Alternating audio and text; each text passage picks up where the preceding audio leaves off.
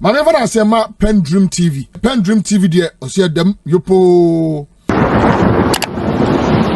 Coming up next here on Ghana Tonight, the legal battle between the former sanitation minister and the OSP, that's a special prosecutor, takes a new dimension as the under fire former sanitation minister heads to court to stop the special prosecutor from further investigating her.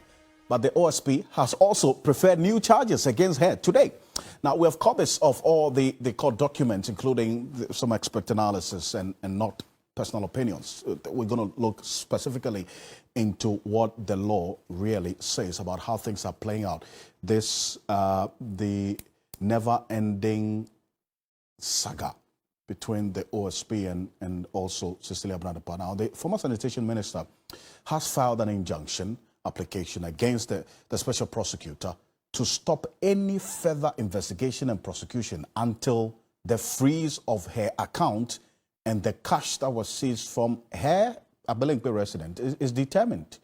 Now, let me show you excerpts of the injunction application. Here's what we gleaned. Now, per the court documents filed today, October 10, the lawyers of Cecilia Dapaah say if the OSP is not restrained, the accused will suffer irreparable damage. You see there, I filed an application for an order of judicial review in this honorable court for the following reliefs. A declaration that the respondent's reseizure of the money, that's the OSP's reseizure of the money initially seized from the applicant's home on the 24th of July and refreezing of applicant's bank accounts, respectively, on 5th September 2023, is unfair, unreasonable. Cecilia Dapaah says that that act by the OSP is unfair, it's unreasonable, it's capricious, it's arbitrary, and ultra-vires the respondent's statutory powers under Act 959 relative to the constitutional provisions of Article 23 and 296 of the 1992 Constitution of the Republic of Ghana. Now, take a look at this.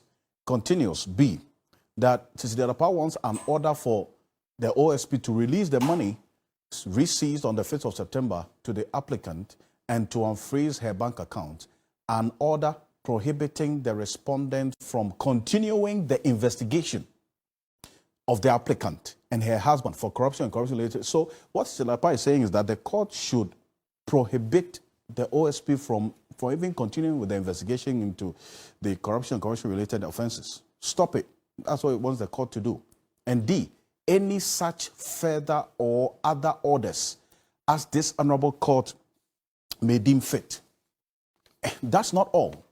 Cecilia Dapaah, in this injunction application, is asking for judicial review. It says, my application for judicial review was necessitated by the respondent's prejudicial and arbitrary conduct from the inception of his investigations into corruption and corruption-related offenses allegedly involving me and my husband. 7, I am advised by my counsel and verily believe same to be true that to prevent further violation of my constitutionally guaranteed rights and rendering my application for judicial review otious, it is imperative that the respondent is restrained from continuing his investigation pending the determination of my said application. So that's what Cecilia Dapaah is asking for, amongst other things. And in fact, that's a number of things that he is talking about. And in the thrust of the matter here now is raising fundamental questions of the OSP's charges against her, essentially asking that the investigation should be ceased. Meanwhile, today, we also got to know that the Office of Special Prosecutor has also charged Cecilia Dapaah with the offense of failing to comply with a lawful demand. I'm going to put that on the screen shortly. Documents filed in court alleges that Cecilia Dapaah failed to fill and submit an income declaration form handed her by investigators. This is it. We have, that's the charge sheet you see there. Essentially, the statement of offense details count 1, failing to comply with a lawful demand of an unauthorized officer of the Office of the Special Prosecutor in the performance of his functions, contrary to Section 69(1)(a) of the Office of the Special Prosecutor Act 2017, Act 959. He continues. This is just count one, right? Now, let's take a look at what's happened specifically. The OSP has, in the last 2 months, if you recall, been investigating the former minister for possible ownership of certain assets and businesses that have been registered in other person's name. In fact, Section 69(1)(a) of the Office of Special Prosecutor Act 2017, Act 959. Now, follow me closely. It says, a person who fails to comply with the lawful demand of an authorized officer in the performance of the functions under this act commits an offense and is liable on summary conviction to a fine of not less than 500 penalty units and not more than 1,000 penalty units, or to a term of imprisonment of not less than 2 years and not more than 4 years, or to both. So what the OSP is saying is that with the violation of this particular requirement by Cecilia Dapaah,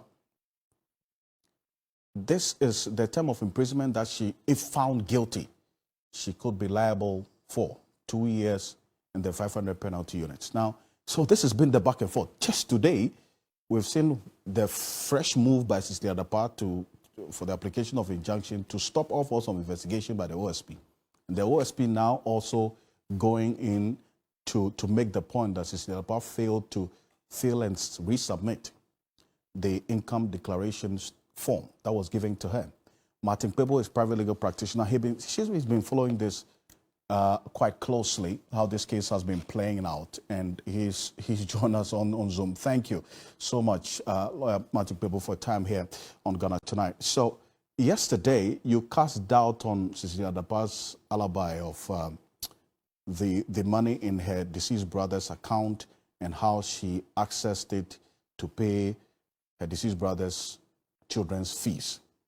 What we're learning today, as we put on the screen, is that she has filed an injunction application against the OSP from prosecuting her until the freezing of her accounts and cash seizure case is determined.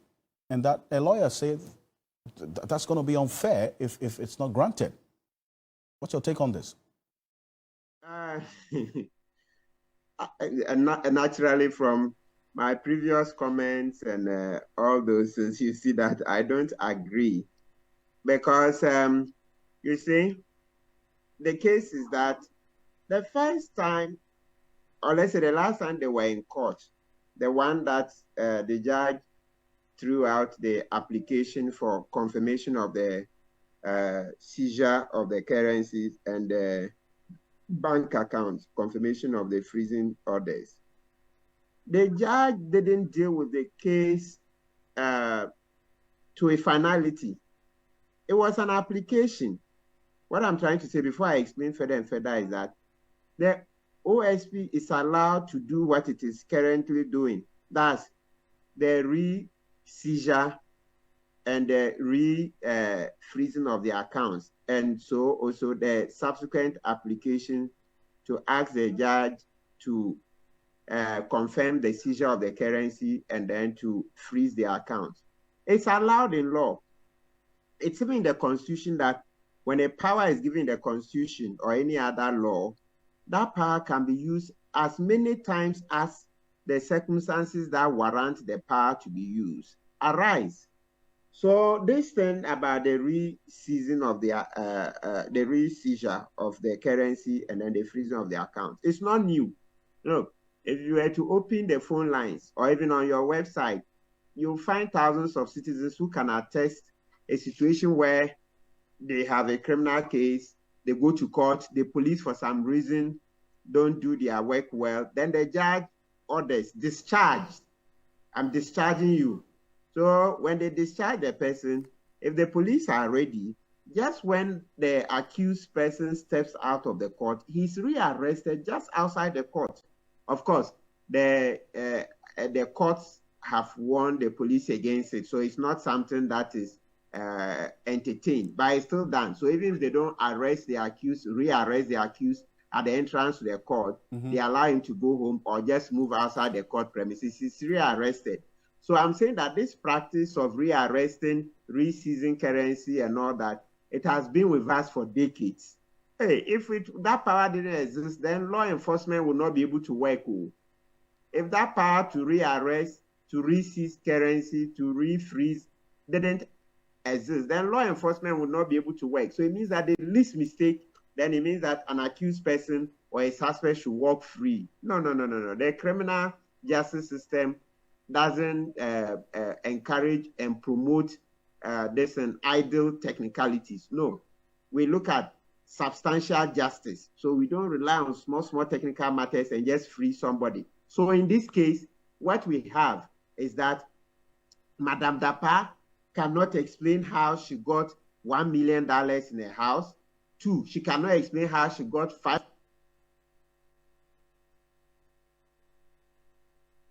Hello? Lawyer? 3, she cannot explain how she got 2.86 million Ghana cedis, the kente and all those other things. And once she cannot explain, why would we say she should walk scot-free? If we did that, then we'll be encouraging many other people to also follow in her footsteps.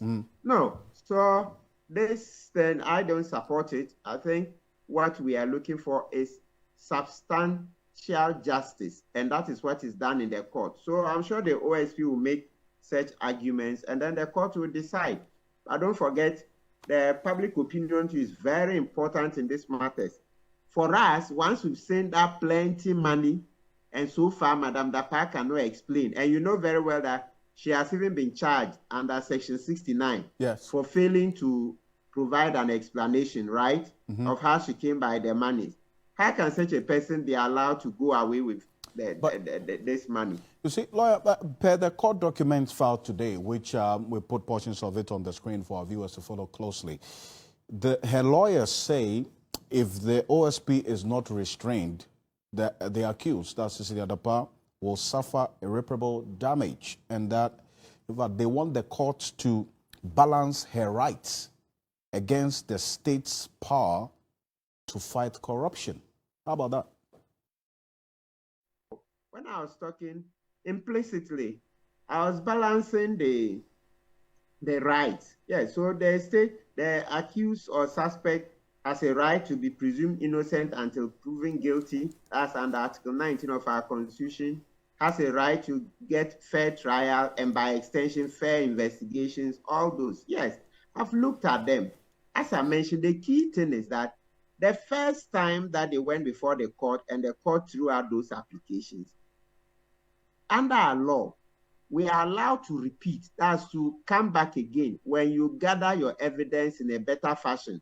So lawyers know the case of, they'll tell you Vanderpoel versus Nati. That's one case, it's 1970 something. You get it there. And then in the 2007, 2008, the case of Republic versus High Court, Commercial Division, ex parte, Andreas Hesse, Lawyer Hesse's case, Lawyer Hesse of blessed memory, where the Supreme Court made a point that you can repeat an application. You can go back to the court a second time, third time, fourth time. If the first one, you were caught by some this unfortunate incident, like maybe you didn't bring all the evidence, and so, or there's been new development, it's allowed. When it's in a trial court, the threshold that you have to clear is very low. You don't likely get such a situation what the OSP is doing when you are on appeal. It is when a case is on appeal that it is very hard to go back and bring fresh evidence. That one on appeal, they will tell you Poku versus Poku and 1,001 other cases.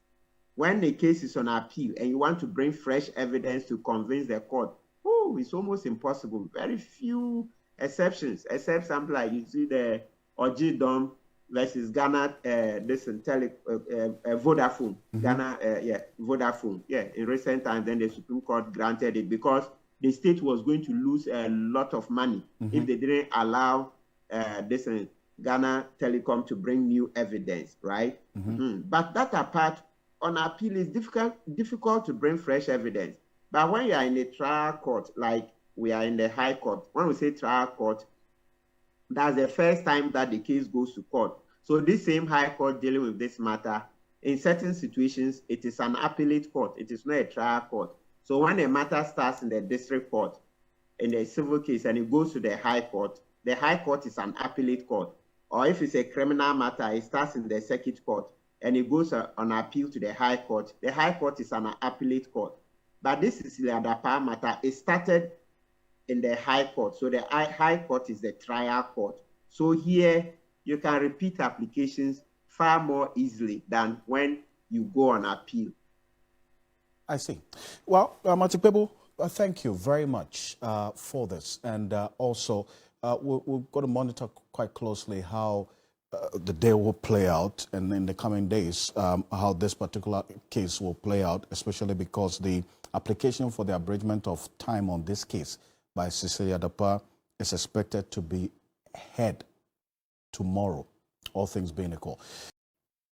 To Ghana Tonight, we're live on TV Ghana on Facebook, there's a feature on 279, all across the world on 3news.com. The Inspector General of Police legal team expressed concern about the conduct of the chair of this 7-member ad hoc committee investigating the leaked audio tape that captures an alleged plot to have the president sack him. That's Samuel Atachia, accusing him of being biased and directing the committee into areas beyond its scope.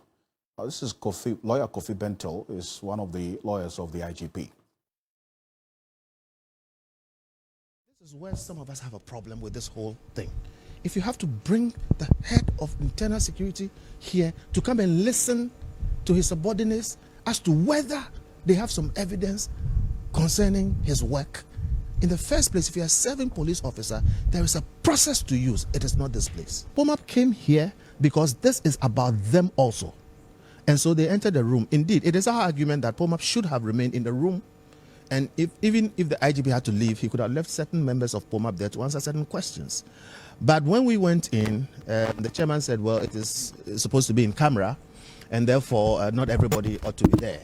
Again, out of abundance of respect for the Speaker of Parliament, for Parliament, and the committee and the chairman, POMAP members agreed and excused themselves, leaving the IGP and his lawyers.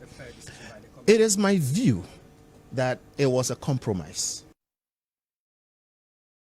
Well, so the chair of this committee, Samuel Atachia, also responded to these concerns raised by the lawyers of the IGP, Dr. George Akuffo-Dampare, of his conduct and the bias that they say they've seen about him. Take a look. It is very disappointing for anybody to say, I'm biased. On the contrary, the generality of Ghanaians believe that I've steered the affairs of the committee well. And if anybody is having jitters, I'm going to sort of manufacture evidence against the IGP. It has no accord with common sense, because what we are doing here, with the greatest of respect, is being recorded. So Atachia, with whatever dexterity, will not be able to improve upon the evidence. We have finding committee, and it is being recorded and transcribed verbatim. So why am I being biased? So he says he disagrees with the IGP's lawyers, but then, in addition to this, COP Alex Mensah, retired, had also indicated that beyond what is going to be happening at the committee, in fact, he's reserved some things for in-camera hearings, which began today. So some of the things that he's refused to talk about in public, he would make known to the committee in camera.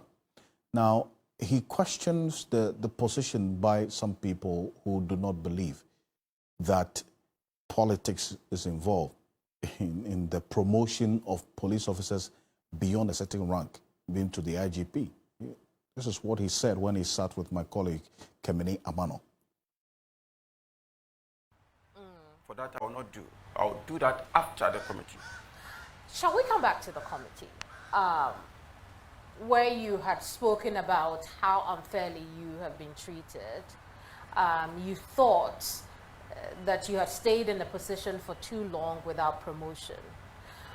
And that for you was unfair as a police officer.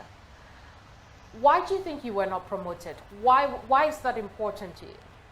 See, that was an answer to a question that was asked by some of the committee members. And I said it, and that was the truth. Why I was not promoted, I cannot say. Those who were responsible for the promotion, they were the ones who can say it. So I cannot, but they know it. Did politics play a role in this? Sure, I know that. You know that? Yes. Tell me more. No, I don't want to say it here. I'll say it there. However, you said it there, that you thought that the closeness of the current IGP to the then NDC government is why he was promoted a lot of times above you. I didn't say that. You didn't? I didn't say that. What did you say? It was a question that they were trying to impugn that, but I didn't say that. What was your response then? Because I believe I remember you answered in the affirmative. That you thought that it was his closeness to... No, I never said that. Right. I never. Do you believe that his closeness to the NDC was the reason he was promoted, and that politics plays a role in the promotions of police officers? Whoever says that politics does not play a role in the promotions of a police officer, especially above certain ranks, does not know what he's saying. Go into the Constitution, you have the police council, you have the functions of the police council. The Constitution will tell you that promotions above the Assistant Commissioner of Police, the council will recommend it to the president for president to promote. Who is the president? It's a political figure. The police council is a political figure.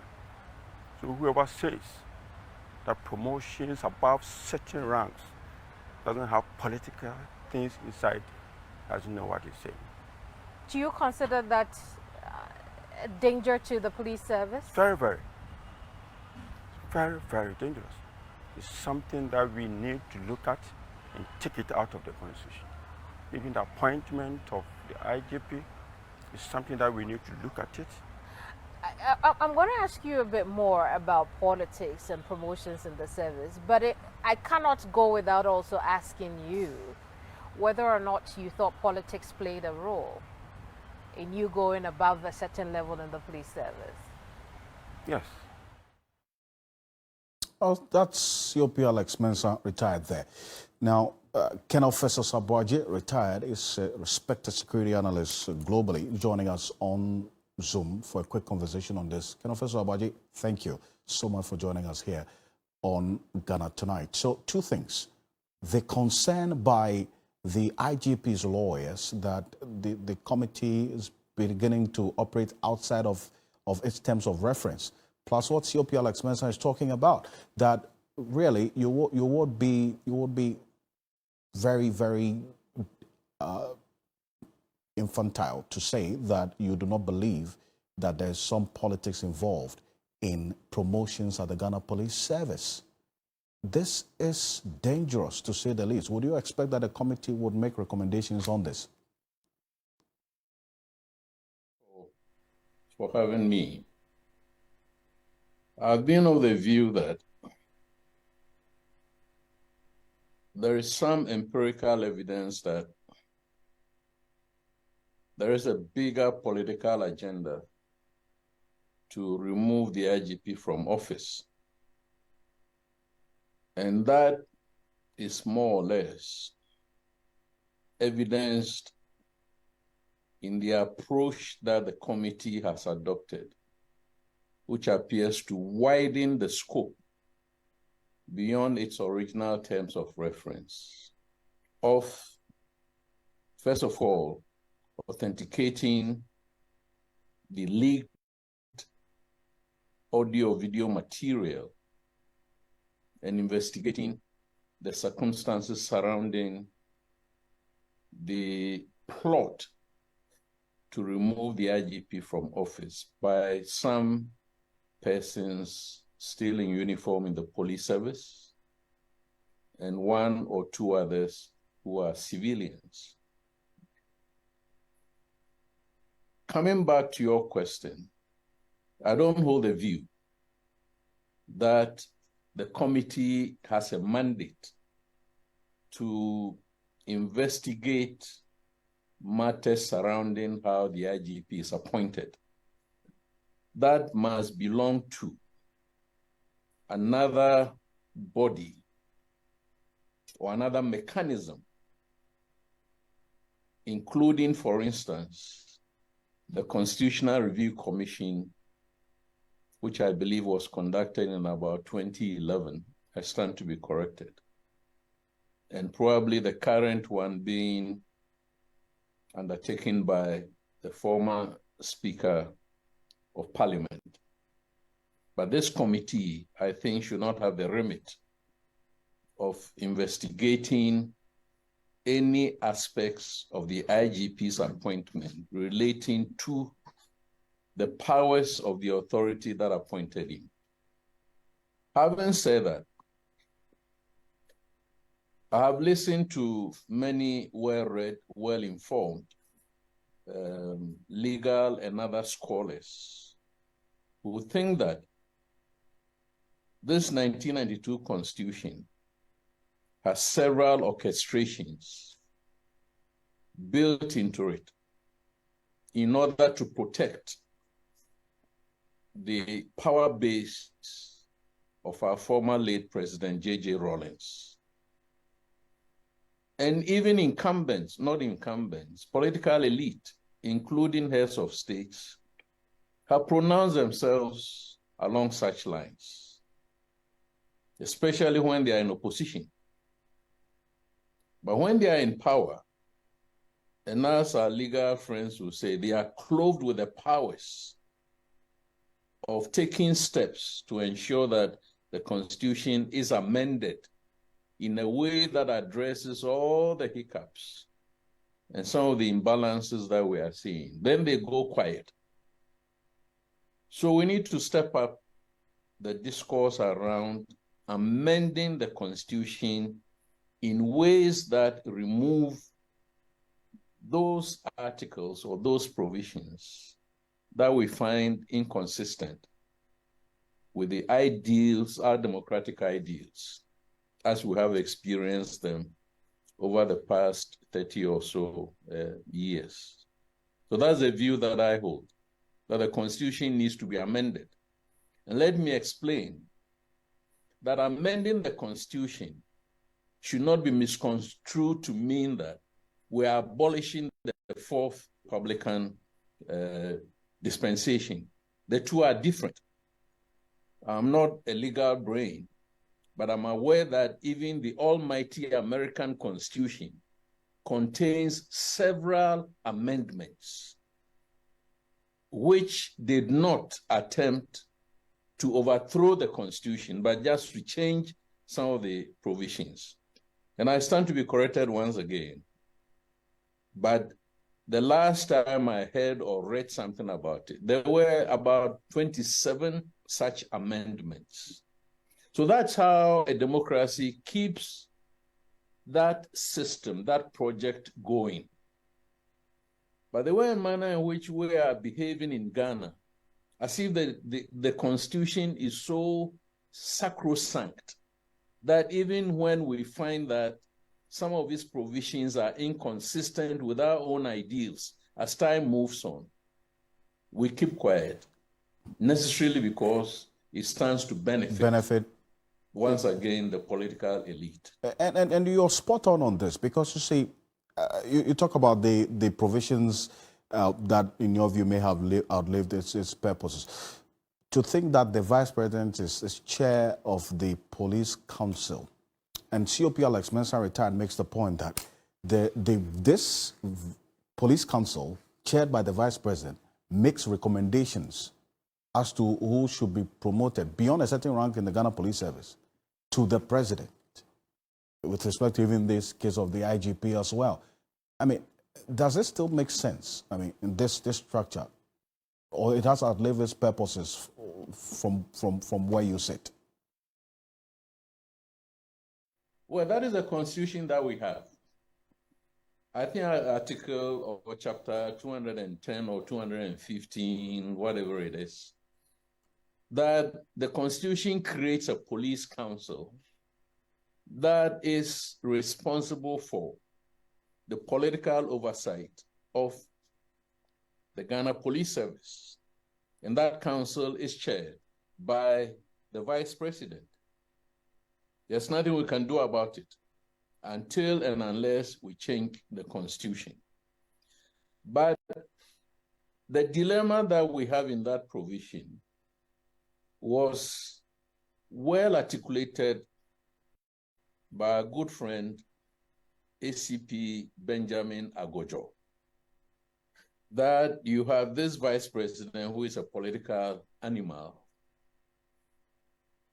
who then sits on a council consisting of political appointees, and then supervises the work of an IGP appointed by the president, who is also a political animal, who promotes, who appoints, or which promotes, appoints, and terminates the appointments, if you like, of police officers. It's a bit incoherent, it's inconsistent. So as some people have been calling for, let's look for the other model where the police service, as an example of security sector institutions,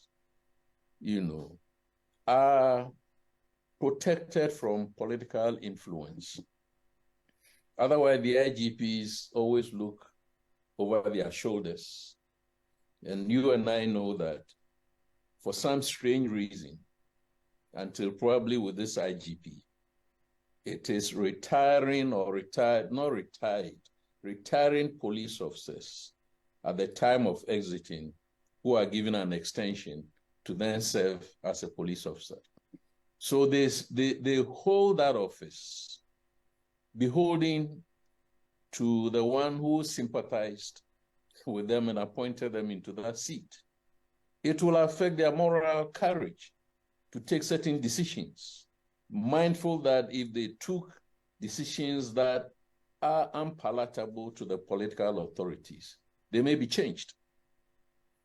And this investigation that is underway is an example that behind the scenes, there are all manner of arrangements, subterfuges, to try and keep the IGP in check or keep him in line. To the extent that even the electoral process, that all of us say that will be the only way that we use to elect our political representatives, even that, according to the conspiracy, is being held ransom. Right.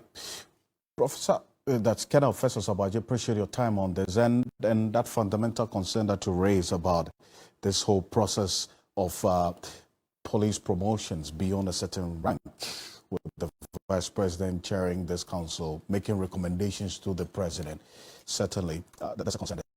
I appreciate your time on Ghana Tonight. Kind of Professor Sabaji, retired as a security analyst. Now, that's something that we're going to sink our teeth into tomorrow.